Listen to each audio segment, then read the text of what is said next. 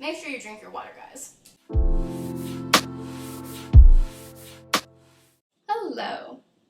So today I wanted to start just like a little talking series.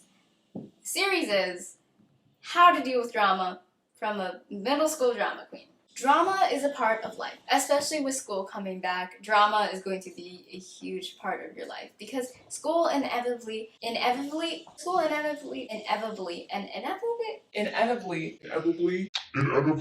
know what? I'm gonna go with that. School inevitably means drama. There's just a lot of people, there's a lot happening, tensions can run high. And I want to teach you how to deal with that. Because, as I said, I was a middle school drama queen.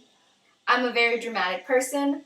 I still am. I just happen to be older and have matured out of most of the immature, dramatic things that I had back when I was in like middle school, back when I was like 11. Not saying that it's bad to be dramatic, but it's important to know your flaws, of course. So here are my credentials to why I can help you with your drama. I was in every type of drama and issue and fight that you can possibly imagine back when I was in middle school. Because like I said, I was a drama queen. But also the people around me were drama queens. And it was just because we were young. Most of those people have learned. And the rest of them will mature in time. So, I have dealt with all of that drama. I have dealt with all of those issues. The friend drama, the fake friend drama, the best friend drama, the friend group drama, the boy drama, all of it. I have dealt with it all. Even some like activity drama. But I've gone past it and I'm going to help you get past it in this little series, How to Deal with Drama from a Middle School Drama Queen. Today, I'm going to be talking about fake friends. Because everyone will come across fake friends, especially in middle and high school. It's a sad fact of life, but there are fake friends everywhere. There are fake people everywhere. And I'm going to teach you how to deal with those situations. There's multiple different ways that you can deal with a situation like that. You can be passive and just let it go on, which I really don't recommend. Don't be passive and stay.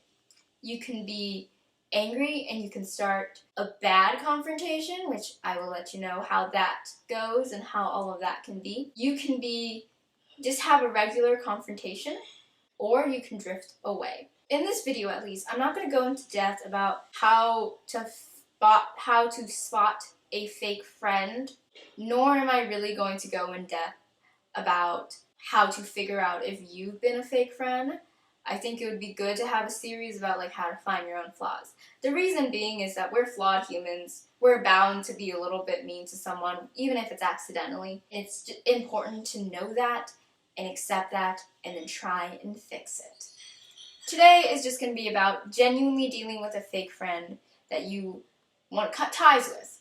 It's my best explanation. So you have a bad confrontation, a confrontation, and just slowly drifting away. I'm going to start out with passive staying, and that's what I'm going to call it. Passive staying is just if you don't say anything and you just keep being their friend.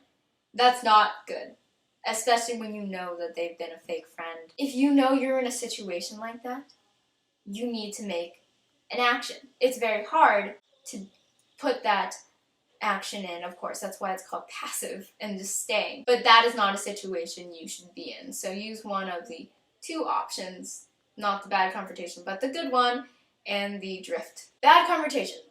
Here's a good example of a bad confrontation, and I'm drawing this one out from my personal life. A bad confrontation is when you don't so much as talk to this person as much as you reprimand them. For the most part, most people don't like being lectured. I don't like being lectured. I highly doubt you like being lectured. Fake friends definitely don't like being lectured. A bad confrontation comes when you pretty much try and reprimand them for whatever's going on. Most people don't respond well with that. Going up to them and being like, "You've been a fake friend. You've been doing this to me. You've been doing that." That can spark a very defensive outburst from that person, which can very, very easily escalate, especially when you're young, especially when it's your first dealing with drama like that. It's important to know that when you're having a confrontation, it's not just standing there and saying, "This is what's wrong, these are my feelings." what it is talking, hey, let's have a conversation about what isn't so great about our friendship. That is what a real confrontation is. A confrontation is not outright speaking your opinion with no regard for that person.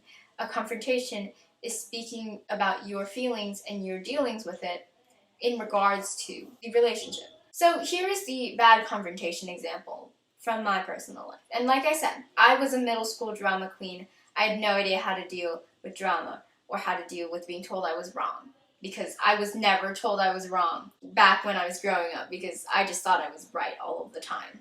I had this friend, and we had been best friends for a while, and when we went to middle school, I started making more friends because I was in vastly different activities, and I started knowing more people, and I started hanging out with more people. To be totally transparent, I wasn't being a great friend, and that's an important thing. Sometimes you don't mean to be a bad friend or a fake friend. Some people, it just happens, and it's just an unfortunate situation.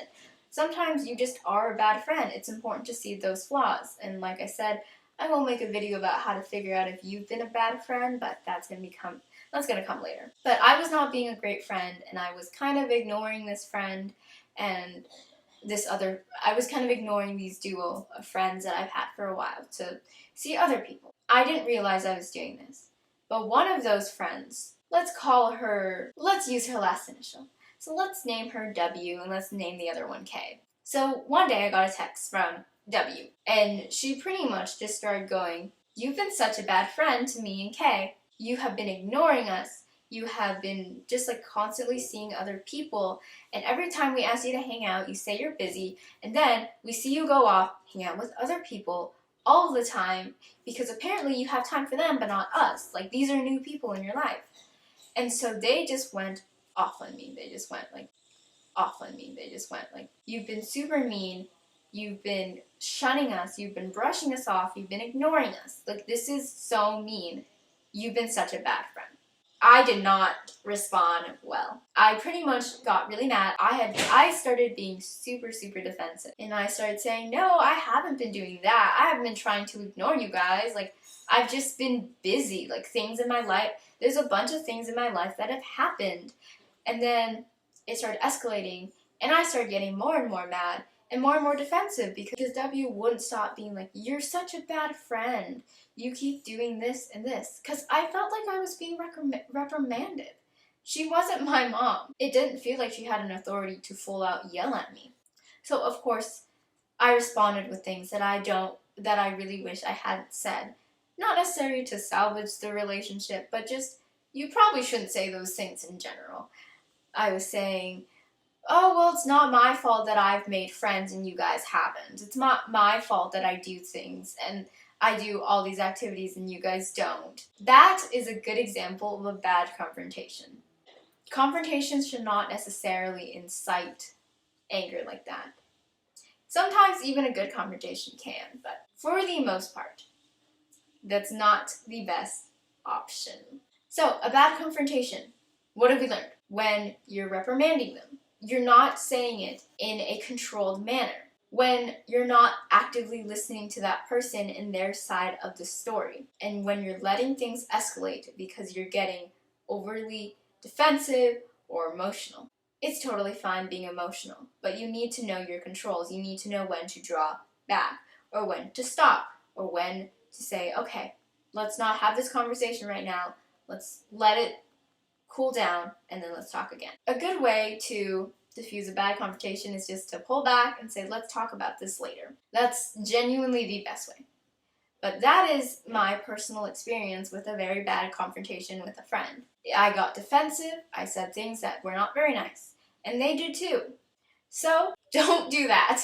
Now, what is a good confrontation? Is when you're having a genuine talking with your friend. You're taking their feelings into account. You are saying things in a controlled manner. You know your limits. You know when you need to pull back and stop. You need to know those things. And you also need to know how that friend will respond. Because honestly, some friends know they're being fake friends, but they don't like being questioned. So if they're that kind of friend where if you try to even talk to them or tell them that like maybe don't do that, they'll just blow up on you, you have another option. But make sure you know is this a good option? Is this good? You need to know, is this just going to blow up in my face for sure? Or is it going to work out? Is it going to be fine? Let's propose this scenario just to show you what a good confrontation will look like from both sides. Say you and a friend have been friends for just a while, and you feel like they're being a fake friend because every time you go out to your lake house, they want to hang out, and they're like, let's get together, and you do, and you get to have fun. If you're not at your lake house, or you're not doing something super fun, they don't call you up. They don't say anything, and you ask them, and they're busy. So you're having the feeling that, like, oh, they want to use you for your lake house or a material item. They seem to genuinely enjoy being around you. They have fun with you at school. They text you, but they don't hang out with you unless you're in your lake house. That is an example of an accidental fake friend, but this is a really good example of how to start a good confrontation that will be unlikely to blow up in your face. First, have a conversation with them. Have a planned conversation with them, face to face. Importantly, face to face. It can be terrifying to do that. It seems easier over text, but let me tell you, when things are over text, they seem a lot more heartless. It's so much easier to misinterpret the tone of a text. Saying things in person, over a phone, over the call, in person is the best option. I recommend doing that if you're going to have a real confrontation. Importantly, go out to a neutral ground, a park. Don't get anyone else involved. Confrontation should be between you and that person. You don't need to always get another person involved, because the more people they are, the more drama it can create, and the more it'll blow up in your face. Have that conversation face to face on neutral ground, like I said, at a park or any variation of that. I genuinely think a park is the best option. Start that conversation. Be friendly, be nice, be understanding, and give them the benefit of the doubt that maybe they don't realize they're doing it. Start that conversation of, hey, I really love hanging out with you. I feel like we don't hang out that often. And they'll probably say, yeah, I agree. And you can say, I feel like the only time we ever hang out is when we're at my lake house. Like, I wish we hung out more. This is you slowly easing into your boundaries, slowly easing into what's distressing you. Most of the time, they're going to be like totally understanding and be like, yeah, I'm always so busy. And you can say, yeah, but I feel like whenever I call you to go to my lake house, you're never busy. And those are on the same sporadic day. It's been feeling lately like you just want to be friends with me for my lake house. But I want to see you more than just then, because you're such a great friend to me. I'm not saying suck up to them. I'm saying genuinely state why you want to continue this friendship. Because if you don't want to continue this friendship, there's no point in having a confrontation. Confrontations don't always equal closure. If you don't want to keep that friendship, that relationship, don't have that confrontation. It's okay to let it drift. But if you do, genuinely state why you want to keep being friends with them. Do they make you forget all your worries? Do they help you with things that you deal with? Why do you want to be friends with them? And let them know that this is why you're fighting for this friendship. It'll make them feel very valued as a friend. Isn't it easier to really hear someone out when they value you as a person? So have that conversation with them.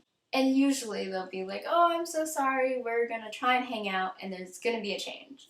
If there's not a change, you could have another confrontation, but if there's no change at all, last option, quietly drift. This is a little bit sad.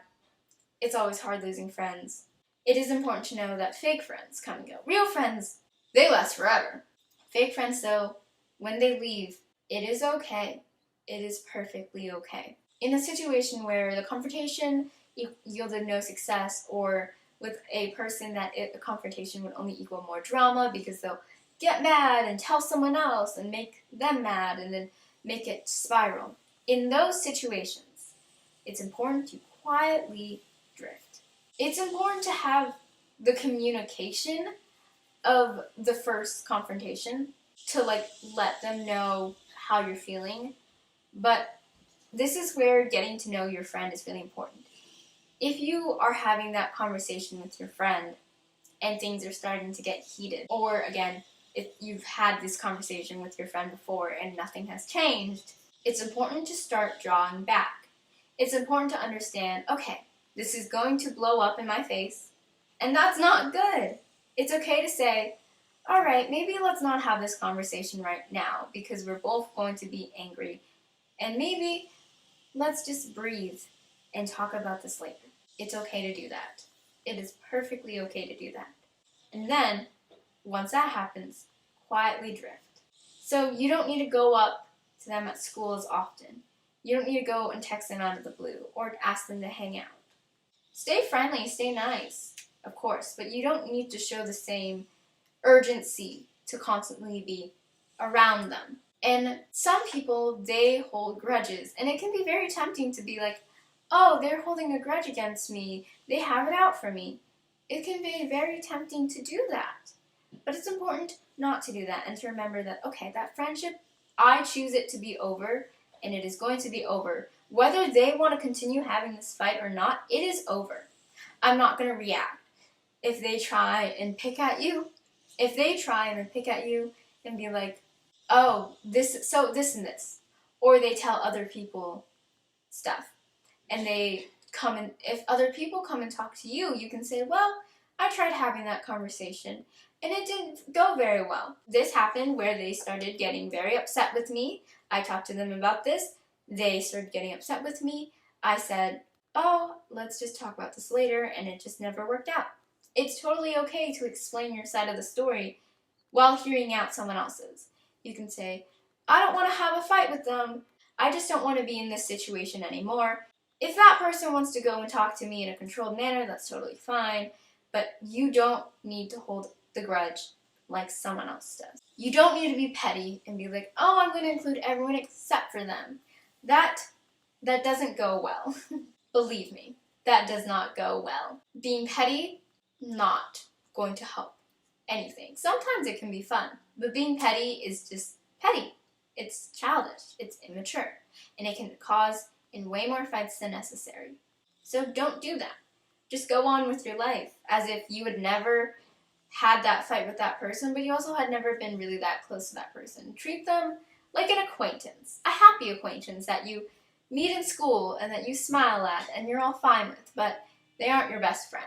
That is how you quietly drift. You just let that situation go, and you just say, okay, I'm going to move on. My life is going to continue going on. Whether or not theirs does, my life is going. So those are my best tips and tricks for dealing with a fake friend, for figuring out how to have a conversation and a confrontation, and try and fixing or drifting away from a friendship if necessary. I would love to add on to this series. I think talking about how to deal with drama in middle school and even the early years of high school is super, super important. So I'm definitely going to make more videos. I have all my credentials as a middle school drama queen and still dramatic high schooler, but just not to that degree anymore. I really hope that this helped you figure out a way to talk to your friend or drift from a friendship, or understand that you need to make that move if you're in a situation that you're not happy with, that you don't feel valued in, or you don't feel comfortable in. I really hope that majority of you don't have any fake friends and that you don't necessarily need this advice aside from future reference, but hopefully this is the first video in a couple to help everyone with fake friends, drama, all of that. I hope you all have a wonderful day. Goodbye.